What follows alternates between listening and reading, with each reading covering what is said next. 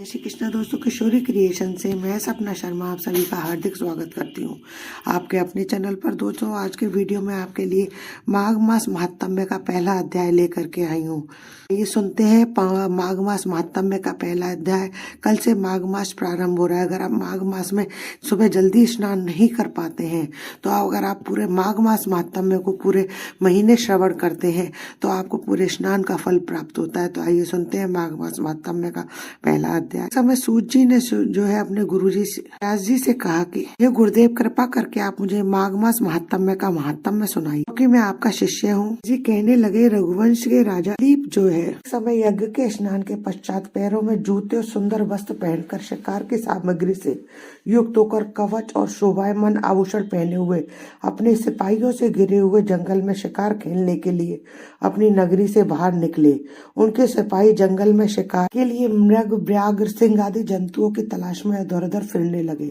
उस समय वन में वनस्थली अत्यंत शोभा को प्राप्त हो रही थी। वन में कहीं कहीं वृक्षों पर मोर नाच रहे थे, कहीं कहीं मृगों के झुंड फिरते थे, कहीं गीदड़ अपना भयंकर शब्द कर रहे थे, कहीं गैंडों का समूह हाथियों के समान फिर रहा था, कहीं वृक्षों के कोटरों में बैठे हुए उल्लू अपना भयानक शब्द कर रहे थे, कहीं सिंगों के पदचिन्हों के साथ घायल मृगों के रक्त से भूमि लाल हो रही थी, और कहीं दूध से भरी थनों वाली सुंदर भैंसें फिर रही थी। कहीं पर सुगंधित पुष्प, हरी भरी लताएं वन की शोभा को बढ़ा रहे थे, तो कहीं बड़े बड़े पेड़ खड़े थे, तो कहीं पर उन पेड़ों पर बड़े बड़े अजगर और उनकी केचुलियां भी पड़ी हुई थी। उसी समय राजा के सिपाहियों के वाजे की आवाज सुनकर एक मृग वन में से निकलकर भागने लगा और बड़ी बड़ी चौकड़ियां भरता हुआ आगे बढ़ा। राजा ने उसके पीछे अपना घोड़ा दौड़ाया, परंतु मृग पूरी शक्ति से भागने लगा। मृग कांटेदार वृक्षों में एक जंगल में घुसा और राजा ने भी उसके पीछे वन में प्रवेश किया, परंतु दूर जाकर मृग राजा की दृष्टि से ओझल होकर कहीं निकल गया। राजा निर्जन वन में अपने सैनिकों सहित प्यास के मारे अत्यंत दुखी हो गया। दोपहर के समय अधिक मार्ग पर चलने से सैनिक थक गए और घोड़े रुक गए। कुछ थोड़ी देर बाद राजा ने एक बड़ा भरी सुंदर सरोवर देखा, जिसके किनारे पर घने वृक्ष थे। उसका जल सज्जनों के हृदय के समान स्वच्छ और पवित्र था।